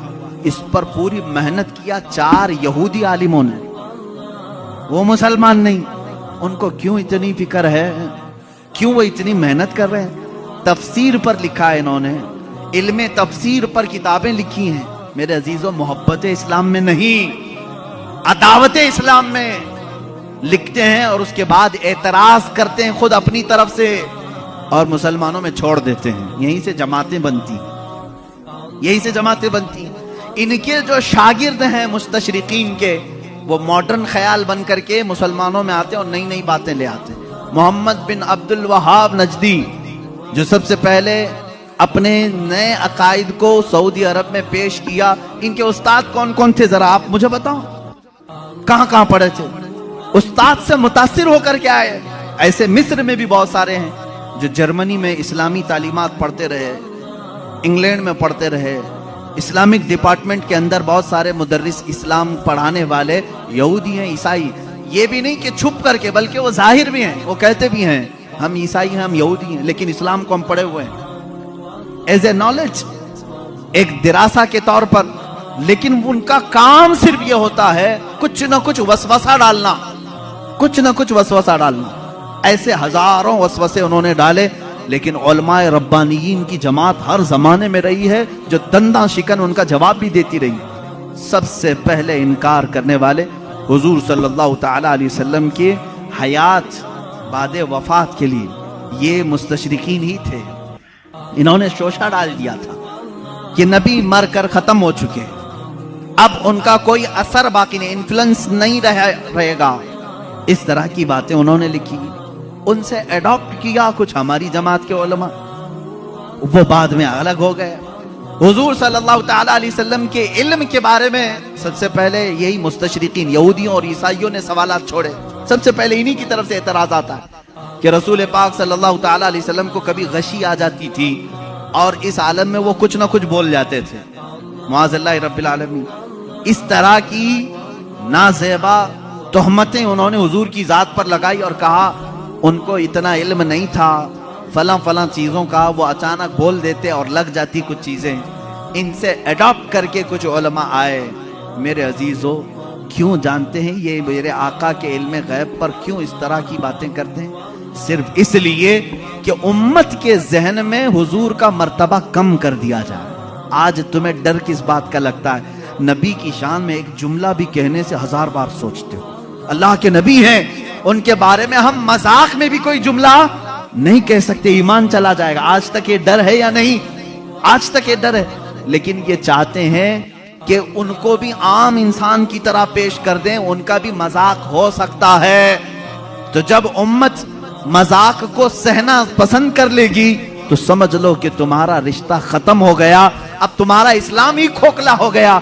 तुम नबी की हर बात को मजाक में भी ले सकते हो, अरे उन्होंने यूं ही कह दिया होगा, कभी बशरियत में ये भी बोलते थे, कभी वो भी बोलते थे, उनकी बातें ऐसी थी। मुआज़ अल्लाह रब्बिल आलमीन, यहाँ आ जाती है बात सीधे तुम्हारे इस्लाम की जड़ों पर, इसलिए इसको इतना हल्का मत समझना। इल्म गैब पर डिस्कस करने वालों को मैं ये कहता हूँ, ऐ नौजवानों, तुम्हारी ये फील्ड नहीं है, तुम्हारा ये मैदान नहीं है, मुनाजरे करना तुम्हारा काम नहीं है। बस इतना तुम अकीदा रखो, हम इस मसले में कोई गुफ्तगू नहीं करना चाहते। मेरे रसूल को इतना इल्म था जितना मेरे मौला ने दिया था, रब ताला जाने कितना दिया था, रसूल जाने कि कितना लिया था। बस इस पर तुम अपनी गुफ्तगू को खत्म कर देना। दूसरा, कोई भी शैतान तुम्हारे पास आए, मैसेज करे, रसूल को इस बात की खबर नहीं थी, रसूल को उस बात की खबर नहीं थी, तुम हर एक के डिबेट में मत बैठना। शैतान गुफ्तगू में लगा करके तुम्हारा ईमान सल्ब करना चाहता है, तुम्हारे ईमान पर डाका डालना चाहता। शुरू में तुम डिफेंस में जवाब देते रहोगे और जब थक जाओगे तब सोचोगे मेरे भाई सही कह रहा है सामने वाला, मेरे पास तो कोई दलील ही नहीं, हमारे उलमा के पास भी कोई दलील ही नहीं। इमाम राजी के पास शैतान आकर के उनके खुदा का यकीन उनका मुतजलजल कर गया था। इमाम राजी वक्त के बड़े इमाम हैं। शैतान एक बुजुर्ग की शक्ल में आया और कहा, तुम अल्लाह को एक मानते हो, क्या दलील है तुम्हारे पास? उन्होंने दलील दी। दूसरा, उसने शैतान काट दिया, कहा ये तो नहीं हो सकता। दूसरी उन्होंने दलील दी, वो भी काट दिया। उन्होंने अल्लाह के एक होने पर 360 दलीलें दी। उनकी मौत का वक्त करीब था, 360 दलीलें दी। लेकिन बाद में उनके पीरो मुर्शिद नजमुद्दीन कुबरा रहमतुल्लाह ताला अलैह, उनकी मदद आई। उन्होंने कहा इमाम राजी को, ए राजी, तू उससे क्यों नहीं कहता कि मैं अपने खुदा को बगैर दलील के एक मानता हूं, बस इतना कह दे और दामन छुड़ा ले। फिर इमाम राजी ने कहा, एक वक्त ऐसा आ गया था राजी का, वो सोचने लग गए थे कि अल्लाह एक है भी कि नहीं है, एक है कि नहीं है, डगमगा दिया था शैतान।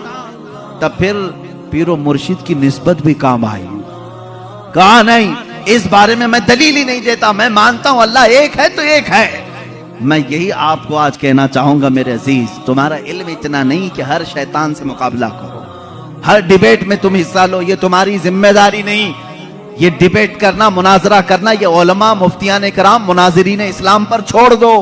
अल्लाह ने उस फील्ड के भी माहिरीन पैदा किए हैं, उस मैदान के मुजाहिद भी पैदा किए हैं जो मुखालिफीन का दांत तोड़ करके जवाब देते हैं, वो मौजूद है, वो उनकी अपनी फील्ड है। लेकिन हर ऐरा गैरा इसमें बाजी ले जाने की कोशिश में करेगा तो तुम्हारा घोड़ा कहीं का कहीं गिर जाएगा और तुम शहीद भी हो जाओगे, गिर जाओगे। अब यहां पर मेरे अजीजों मेरी नसीहत सुन लो, इस तरह के डिबेट जब भी आए, मेरे रसूल को कितना इल्म था कितना नहीं था, तब इतना ही कहो, मेरा तो अकीदा इतना है, अल्लाह ने उनको बेहिसाब दिया था, जितना अल्लाह ने दिया था उतना उनके पास था, या अल्लाह जाने कितना दिया था, रसूल जाने कितना लिया था। इसी पर अपनी गुफ्तगू खत्म करो। रसूल करीम सल्लल्लाहु ताला अलैहि वसल्लम के इल्म गैब पर ज्यादा डिस्कस ना करो। इसके बाद इंशाअल्लाह और भी दीगर बहसें आएंगी। हुजूर बशर थे कि नूर थे, हुजूर हाजिर हैं कि नाजिर हैं कि नहीं हैं, हुजूर वफात के बाद जिंदा हैं या नहीं, हुजूर को कितने इख्तियारात थे, ये सब आज के मसाइल जो फैलाए हुए हैं किताबों में, मैं इंशाअल्लाह अज़ीज़ हर एक पर थोड़ी सी ही सही गुफ्तगू करने की सआदत जरूर हासिल करूंगा। इसलिए कि हमने रसूल माना है तो वो रसूल माना है जैसे सिद्दीक़ अकबर ने माना था, हम वो रसूल मानते हैं। इसलिए कि हजरत सिद्दीक़ अकबर का ईमान तो देखो, अबू जहल आया एक बार कहने लगा, अबू बकर तुम्हें मालूम है, यही ईमान होना चाहिए आपका भी। अबू बकर सिद्दीक आ रहे थे कहीं बाहर से, अबू जहल पकड़ा, कहा अबू बकर एक सवाल का जवाब दे दो। कहा क्या है? कहा एक शख्स कह रहा है कि कल की रात वो मस्जिद हरम से बैतुल मुकद्दस तक गया था, एक ही रात में गया था और उसके बाद फिर वापस लौट करके भी आया। पॉसिबल है? ऐसा मुमकिन है? ये मेराज का दूसरा दिन था, हजरत अबू बकर को अभी मालूम भी नहीं था, वो गए भी नहीं थे हुजूर के पास, पहले ही अबू जहल मिला खबर देने के लिए। तो हजरत अबू बकर ने कहा ऐसा कैसा मुमकिन है, एक रात में कोई मस्जिद हरम से मस्जिद अक्सा तक जाए? पॉसिबल नहीं है, मुमकिन नहीं। کیونکہ مکہ سے فلسطین کا سفر جو ہے اس زمانے میں 1.5 مہینے کا تھا. ایک رات میں کوئی کیسے جا کے آئے گا؟ اب وہ کہکا مار کے ہنسنے لگا, ٹھٹا مار کر کے ہنسنے لگا. اسے یہی تو پوائنٹ چاہیے تھا. ابو جہل نے کہا ابو بکر اتنی بات نہیں, وہ اس سے بھی آگے کی بھی باتیں کہہ رہا ہے, تمہارا کیا خیال ہے؟ حضرت ابو بکر چونک گئے, بتا تو صحیح کون کہہ رہا ہے, کون ہے یہ جو دعویٰ کر رہا ہے؟ ابو جہل نے کہا وہی محمد جس کے پیچھے تم گھومتے ہو صلی اللہ علیہ وسلم. حضرت ابو بکر جلال میں آئے, کہا ہے ابو جہل اگر انہوں نے کہا ہے اس سے بڑی بات بھی تب بھی میں ایمان لاتا ہوں. ہر چیز پاسبل ہے, ہر چیز ممکن ہے. اگر انہوں نے کہا کہ مسجد حرم سے مسجد اقصی تک وہ ایک رات میں جا کر کے آئے, تو تم مجھ سے اتنی بات پوچھ رہا ہے کہ ہو سکتا ہے کہ نہیں ہو سکتا؟ اگر رسول کہہ دے کہ ایک آن میں 7 آسمان پر جا کر آیا تب بھی میں تسلیم کروں گا. یہ حضرت ابو بکر پہلے ہی بتائے, اس کے بعد بارگاہ مصطفیٰ میں آئے حضور صلی اللہ تعالی علیہ وسلم کے بعد. ابھی حضور صحابہ کو اپنے سفر کی داستان سنا رہے تھے. حضرت ابو بکر کس سے سن کے آئے تھے؟ ابو جہل سے. لیکن قربان جاؤ میرے مولا کو, میرے مولا نے انہیں جو عطا کیا. حضرت ابو بکر جیسے ہی آئے حضور نے مسکرا کر کے کہا اے ابو بکر جبرائیل آئے تھے اللہ کی طرف سے, تمہارے لیے ایک لقب لے کر کے آئے ہیں. کہا یا رسول اللہ کیا ہے؟ کہتے اللہ نے آج سے ابو بکر کو صدیق کہا ہے. صدیق اس کو کہتے ہیں جو سچائی کی تصدیق کرتا ہے, جو ہر سچی بات کو ایکسپٹ کرتا ہے. حضرت ابو بکر ابھی حضور سے سنے نہیں, دشمن سے سنے ہیں, تب وہ اقرار کر رہے ہیں اے ظالمو تم نے محدثین سے سنا ہے, اولیاء کاملین سے سنا ہے, صحابہ تابعین سے سنا ہے کہ رسول کیا کیا جانتے تھے, پھر بھی انکار کر رہے ہو. حضرت ابو بکر نے ابو جہل سے سن کر کے بھی انکار نہیں کیا. الحمدللہ ہم صدیقی ایمان رکھتے ہیں کہ ہم نے اپنے اولیاء کاملین کی زبان سے سنا کہ رسول ما کانا وما یکون کی خبر رکھتے ہیں. ہمارا عقیدہ بھی یہی ہے کہ رسول ما کانا وما یکون کی خبر رکھتے ہیں. وہ اولین کے بھی آقا ہیں, وہ آخرین کے بھی آقا ہیں. وہی ہے یاسین, وہی ہے طٰہٰ, وہی ہے فرقان, وہی ہے اول, وہی ہے آخر. میرے آقا کی ذات پر یہ ساری چیزیں منتہا ہیں. اللہ رب العزت ہمیں اہل سنت و جماعت کے سچے مذہب پر قائم و دائم رکھے. مولا تعالی ہمیں اسی عقیدے کے ساتھ اس دنیا سے رخصت فرمائے. اے مولا ہمارا جنازہ اہل سنت و جماعت پر اٹھا. جب رسول کریم صلی اللہ علیہ وسلم کی بارگاہ میں پہنچیں تو ہمیں شرمندہ اور ذلیل و رسوا ہونے سے محفوظ فرما. وآخر دعوانا الحمدللہ رب العالمین.